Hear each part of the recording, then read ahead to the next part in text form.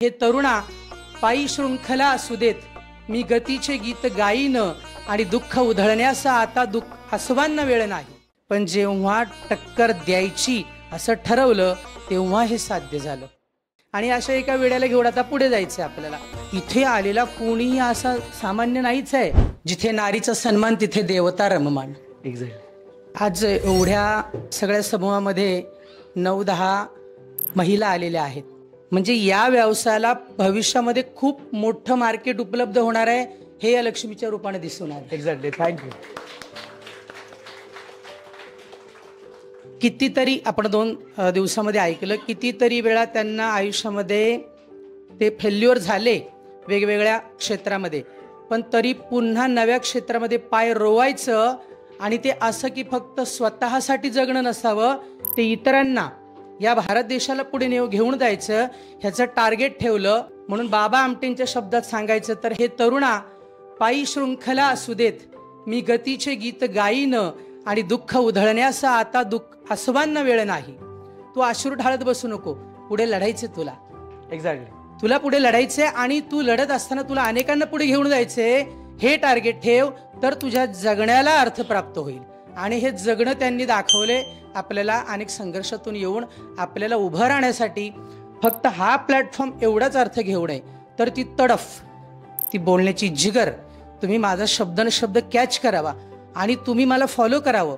फक्त असं पाठीवरती मला थाप मारून पुढे जा, लढ म्हणा असं म्हणू नका। शब्दांनो संकटांनो घ्या छळून मला, असा अर्थ त्यांनी सांगितला। अनेक संकट आली पण थांबले नाहीत, पुढे पुढे जात राहिले। आणि आज हा समूह फक्त महाराष्ट्र नाही तर देशातल्या अनेक राज्यांना इथे एकत्र करता झाला। हे यांनी 10-20 वर्षापूर्वी कधी विचारात घेतलं असेल, पण जेव्हा टक्कर द्यायची असं ठरवलं तेव्हा हे साध्य झालं।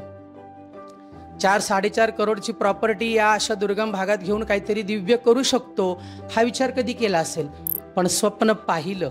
हे फक्त ध्येय वेड्या माणसांनाच शक्य होतं, हे दाखवून दिलं। आणि तुम्ही देखील अशीच माणसं सगळी जी एखाद्या ध्येयानं वेडे झालेली आहेत।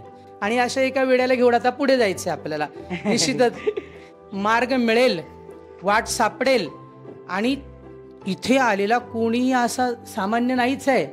शेतकरी हा तर देशाचा फार मोठा प्रमुख आहे। इथे आलेले कितीतरी आहेत आणि आपण सारी शेतकरी पुत्रच आहोत। त्यामुळे आपल्याला त्याच्यावरती आधारित व्यवसाय पुढे न्यायचा आणि शेतीवरती आधारित आहे। आपल्या मायभूमीला आपल्याला पुढे घेऊन जायचं, हे सगळ्यांना शक्य होणार आहे। म्हणून फक्त एवढंच सांगू इच्छितो की आपण त्यांना आता वचन देऊया, ते बरोबर आहेत। 2 वर्ष तरी ते आपली साथ सोडणार नाहीत। जे करू, जे काही करण्याचा ठाम निर्णय घेऊ, त्यांना बरोबरच घेऊन जायचं आपल्याला। आणि ते आपल्याला मदतीला असणारच आहेत। त्यांच्याचमुळं आपल्या स्वप्नांना येणार आहे आकार। आणि अशोक शेंडकरचा आपणाला सप्रेम नमस्कार। Thank you so much.